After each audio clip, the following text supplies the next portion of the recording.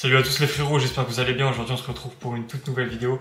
Et si on se retrouve aujourd'hui, c'est pour parler d'Eberechi Eze qui s'approche tout doucement de Tottenham. Voilà, les Spurs qui recherchent un nouveau numéro 10 pour combler la longue blessure de James Maddison qui sera absent pour 7-8 mois.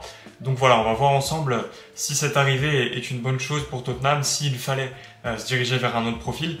Et voilà, on va voir aussi vos avis à vous, supporters, parce que je vous ai demandé sur Twitter vos avis sur vos signatures préférées. Et voilà. Avant toute chose, n'hésitez pas à vous abonner à la chaîne YouTube. On est actif et on poste plein de vidéos sur tout sujet différent qui tournent autour du foot. Donc voilà, n'hésitez pas à lâcher un petit like, à vous abonner, à mettre les notifs, ça fait toujours plaisir. Pour cette vidéo, on attaque différemment. Je vais directement me mettre dans mon petit carré pour qu'on parle statistiques et qu'on voit ce qu'il va falloir pour remplacer James Maddison. Pas statistiquement parlant que là où excelle James Maddison avant tout, c'est sur les stats, buts, passes décisives, où il est dans les meilleurs numéros 10 du monde. Dans les passes progressives, dans les portées de balles progressives, passes progressives, il est dans le top 6%, et dans les courses avec ballon vers l'avant, il est dans le top 13%. Voilà, c'est un joueur qui a une vraie appétence pour apporter le danger grâce à sa qualité de passe ou sa qualité balle au pied. C'est un joueur qui, voilà, il est dans le top 5% des passes clés. C'est un joueur qui apporte beaucoup de danger, que ce soit sur coup de pied arrêté ou dans le jeu tout simplement sur des centres. Il est aussi dans le top 5% des passes clés, donc un joueur qui apporte beaucoup de danger grâce à sa qualité de passe. Bien évidemment, je ne l'ai pas précisé, mais toutes ces statistiques, c'est par 90 minutes de jeu. Donc voilà, James Maddison, un joueur extrêmement utile pour conclure des actions. Pour un numéro 10, il marque énormément. Un joueur qui stat aussi sur les passes décisives, voilà, il tire les coups de pied arrêtés et il est aussi très important dans le jeu. Et voilà, tout simplement un joueur qui apporte un danger offensif grâce à ses qualités. Je me serais dit que ce serait intéressant aussi d'aller chercher un joueur pour remplacer Maddison qui pourrait potentiellement avoir encore plus de qualité. Donc voilà, on va voir quelques points faibles de James Maddison. Il a beaucoup de dribbles réussis, mais il en tente énormément. Donc j'ai préféré mettre en avant son pourcentage de dribbles réussis.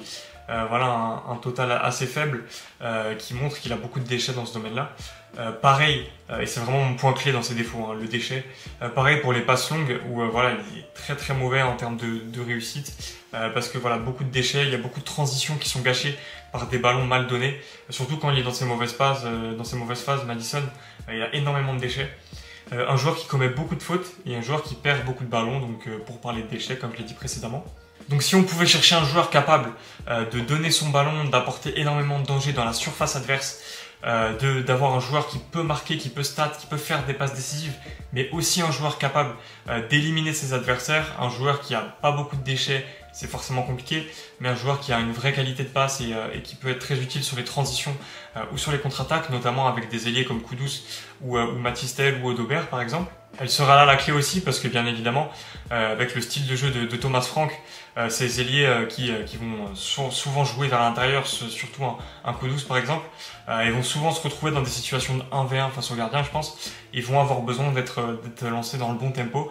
La première idée, ce serait Eberechi Eze, donc c'est sûrement le transfert qui va se faire. Donc voilà, on voit que statistiquement, il se rapproche de James Maddison, notamment à la création d'occasions. Donc voilà, il est placé dans le top 18% des milieux offensifs avec les occasions amenant à un tir.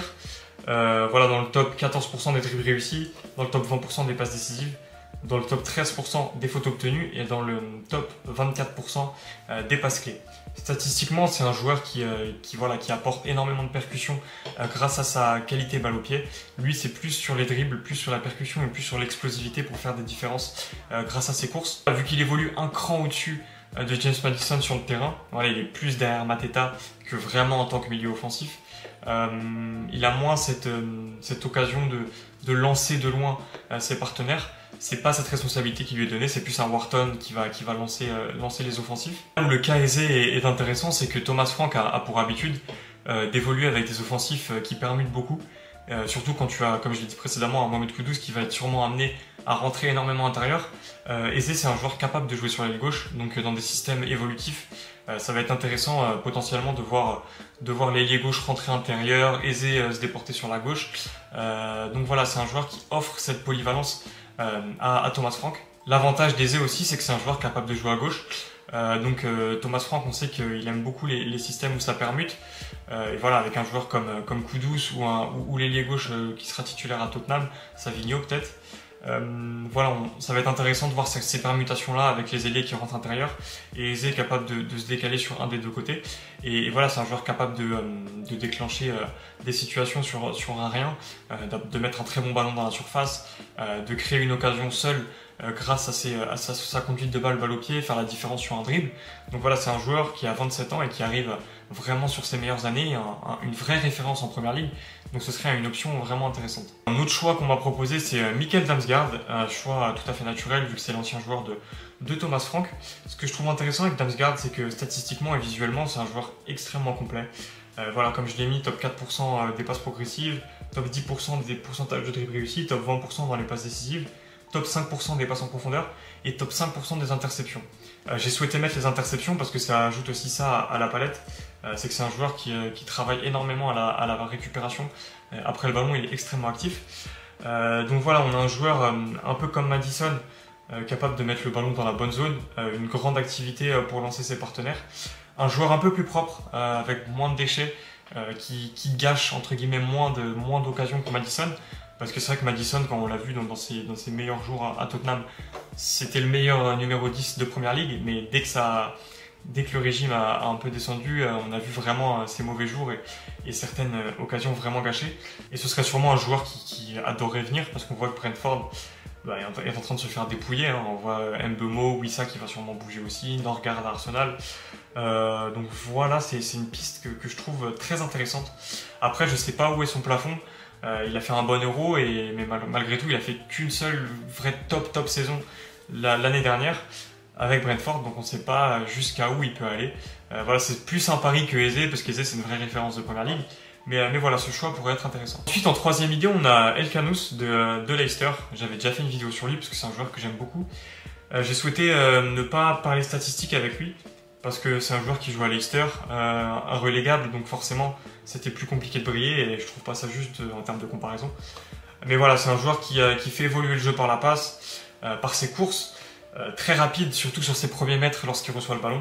Une grosse facilité technique, voilà, hein, beaucoup de dribbles réussis et il a très peu de déchets aussi sur ses dribbles. C'est un joueur extrêmement propre techniquement, capable de lancer ses partenaires dans n'importe quelle position. Voilà, ça avait été un peu étonnant de le voir signer à Leicester, je trouve, parce que c'est un joueur qui aurait pu aller viser mieux dans d'autres championnats quand il était à Genk à l'époque. Mais voilà, même si Leicester est relégué, c'est toujours un très bon prospect qu'il faut absolument aller chercher parce qu'il passera pas la saison à Leicester, c'est sûr. Au point négatif, on voit que comparé à Madison, il marque pas beaucoup, il tente pas énormément de frappes, c'est pas un joueur qui va se retrouver dans la surface. Pas assez de danger amené par la passe, voilà, il est souvent sur les déclenchements, des passes en profondeur, l'avant-dernière passe, mais c'est rarement le dernier passeur. Et le dernier, peut-être le point le plus important qui pèse le moins en sa faveur, c'est l'expérience en Première Ligue. Parce que malgré tout, remplacer Madison, le joueur qui va avoir cette tâche, il va être énormément responsabilisé. Et malgré tout, il va falloir être prêt tout de suite. Donc voilà, c'est une troisième idée qui est aussi très intéressante. Ensuite, je voulais comparer les trois joueurs et vous apprendre, entre grands guillemets, à lire des statistiques. Parce que je vois un peu tout et n'importe quoi sur les lectures des stats. Donc voilà, on va aller sur celui qui nous intéresse avec Eze en vert, Damsgaard en bleu et Elkanous en orange. Voilà, on voit que celui qui, voilà, vu d'un peu loin, qui ressort le mieux, ce serait sûrement Damsgaard. Mais là où je vais apporter de la nuance, moi c'est plus sur Eze. Parce que voilà, on voit qu'en dribble réussi, il est top. Passe en profondeur, c'est top, pareil. Duel offensif gagné, c'est top. Faute subie, c'est intéressant, ça veut dire qu'il provoque beaucoup et qu'il récolte beaucoup de fautes. En but, on sait que Madison c'est un apport but aussi, donc c'est très important. En but, il est là. Passe décisive attendue, il est là aussi. Mais voilà, là on voit qu'il pêche, c'est dans un aspect extrêmement important, c'est-à-dire les passes dans le dernier tir adverse et les passes progressives. Et pour apporter de la nuance, on voit que Eze, dans le système de Glasner, il est à la même hauteur qu'un Ismail Assar, ils sont derrière Mateta, ils sont pas vraiment dans un poste de milieu offensif, ce qui veut dire qu'ils sont déjà dans le dernier tiers. Donc les passes progressives, elles sont plus compliquées à aller chercher. Là où Madison joue un cran plus bas.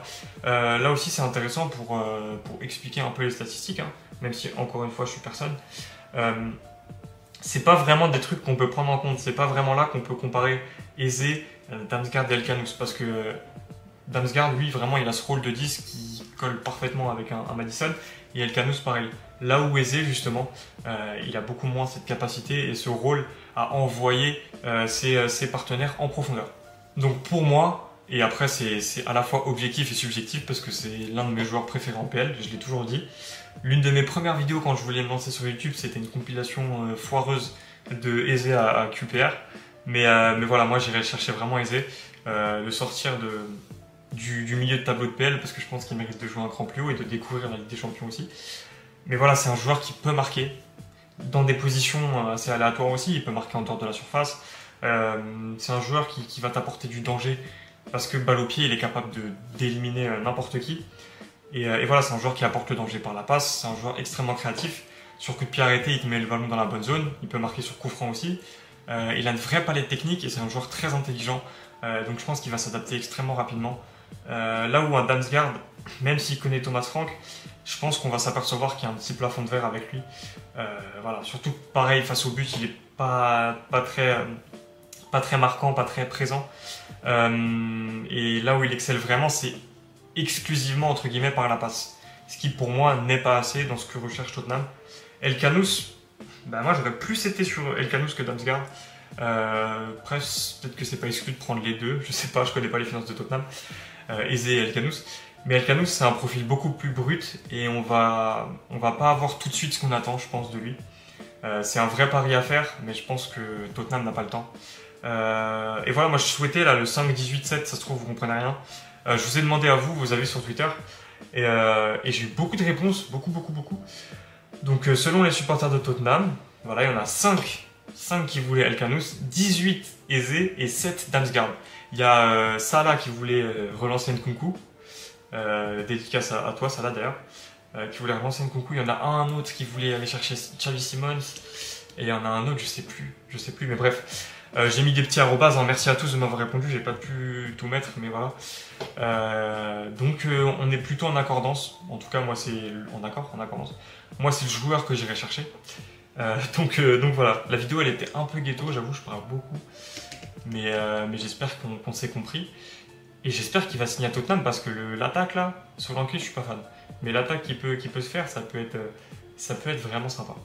Et ouais, je tenais à vous rappeler que même si vous voulez aller chercher un joueur de Ligue 2, de n'importe quoi, c'est du foot. Si vous avez vos avis, exprimez-les, on vous répondra. Si vous avez des avis à chier, c'est la vie. Mais c'est du foot en vrai, on s'en fout. Dédicace à Savigno. Et voilà les frérots. On s'attrape pour une prochaine vidéo. Prenez soin de vous et ciao.